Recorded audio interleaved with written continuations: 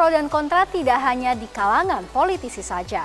Pasalnya, pengamat ekonomi Bima Yudhistira menilai kinerja APBN yang defisit akan semakin terbebani apabila gaji ASN dinaikkan. Pasalnya, dana anggaran belanja pegawai sejak tahun 2019 hingga tahun 2023 telah mengalami kenaikan sebesar 17,5%. Jadi masalah soal kenaikan belanja gaji ya ASN ini kan agak kontradiktif ya. Karena kalau melihat total belanja pegawai, akumulasi gaji, tunjangan, pensiun yang dikeluarkan sejak 2019 sampai dengan 2023 dianggarkan, itu kenaikannya sudah 17%. Jadi mau dinaikkan apa lagi? Artinya sudah ada kenaikan yang cukup signifikan dari 2019 sampai 2023. Bahkan total belanja pegawainya sudah tembus 442 triliun. Bahkan beresiko tahun depan 2024 akan jauh lebih tinggi lagi belanja pegawainya. Nah, di sisi yang lain kan timbul pertanyaan, kalau gaji ASN ini dinaikkan, apa pertimbangannya? Kalau pertimbangannya hanya mengikuti inflasi, ya tentu harusnya overall take home pay yang diterima oleh ASN itu pun juga harus mengikuti inflasi kalau mau naik. Tapi kalau misalnya kenaikan gaji dilakukan, tunjangan kinerja juga diutak-atik ada sebagian ada yang naik, maka ini tentunya tidak adil ya bagi postur anggaran maupun bagi masyarakat sebagai pembayar pajak. Nah, kemudian juga kalau dilihat dari kinerja, apakah tepat misalnya dengan situasi ekonomi saat ini, kinerja realisasi anggaran pun juga sebenarnya relatif lambat di awal tahun. Jadi mau ada pandemi, pasca pandemi, dan sebelum pandemi, tidak ada perbaikan kinerja serapan anggaran yang signifikan. Ini kan jadi salah satu indikator. Kemudian masih banyaknya ASN yang terlibat di dalam praktek korupsi, pengadaan barang. Jadi artinya masih banyak kinerja ASN yang perlu dievaluasi dulu sebelum bicara kenaikan gaji.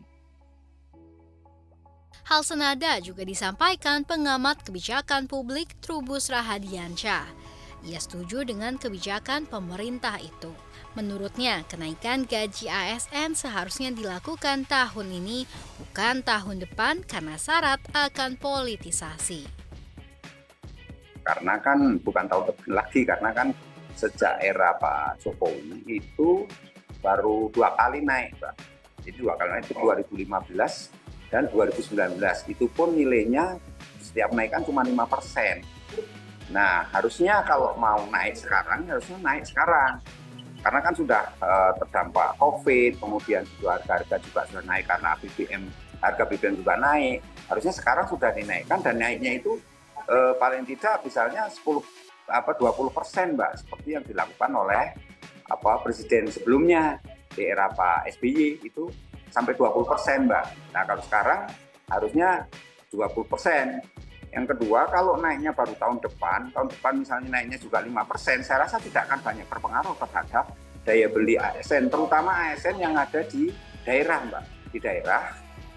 Kenaikan gaji ASN 2024 menuai pro dan kontra hingga kritik dari berbagai kalangan. Bagi yang setuju, tunjangan ASN dinilai kurang cukup untuk menutup gaji pokok yang dinilai masih tidak cukup pula untuk memenuhi kebutuhan pokok sehari-hari.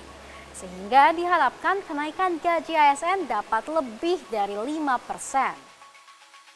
Sebaliknya, kenaikan gaji pokok ASN dinilai perlu diiringi dengan persiapan naiknya angka inflasi.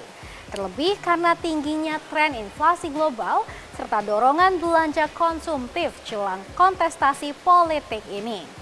Kita harapkan agar kenaikan gaji pokok ASN dapat berdampak positif pada kinerja APBN dan tentunya kinerja ASN.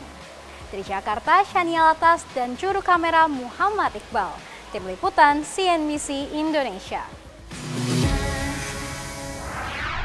Ya, informasi tadi sekaligus menjadi penutup Nation Hub hari ini. Terus saksikan CNBC Indonesia di cnbcindonesia.com, Transvision Channel 805, dan saluran TV digital Channel 40 UHF untuk wilayah Jabodetabek dan Banten. Saya Bunga Cinka, undur diri. CNBC Indonesia, Beyond Business.